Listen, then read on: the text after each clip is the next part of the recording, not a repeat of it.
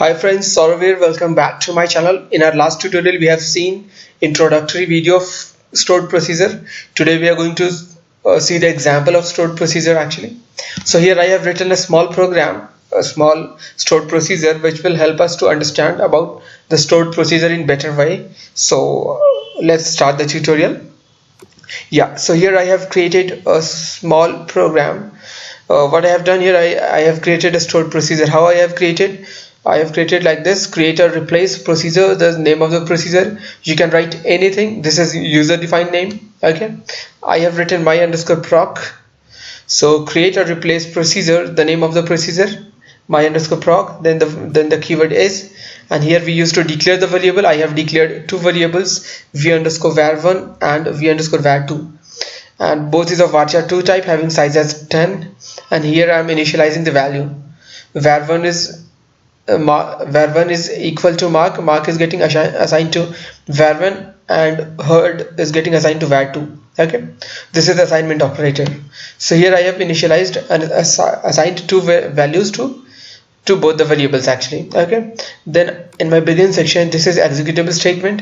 Here I'm just taking output from the server. Whatever input I have given, I'm just taking the output. How I'm taking output?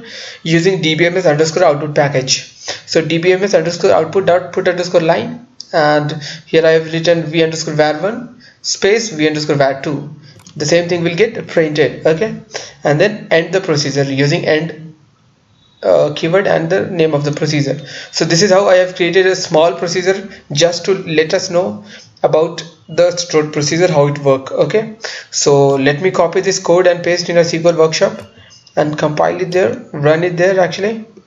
So I copied it and pasted it here, Control V, and run this code.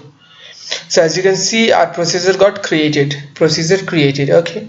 So how we can call the procedure now our procedure get created. Now we want to call the procedure and get the output whatever is there in our procedure. So we can call the procedure using this statement. As you can see, we have to write the keyword begin, then the name of the procedure, then end. Okay, so let's run this code. Control C, copy and paste it here, Control V, and run this code, and then we will get the output of the procedure actually, because we are calling the procedure. So run this, and as you can see, we got the output as mark herd. So whatever the code was written in our procedure, we got the same output. Okay, so this is how our procedure work actually. This is an example of the procedure without parameter. I'll explain you stored procedure with parameter as well. Okay, so this is a small program to let us understand about the stored procedure. Hope this example is clear to you. Hope the concept of stored procedure is clear to you. For any confusion or doubt, let me know in comment box.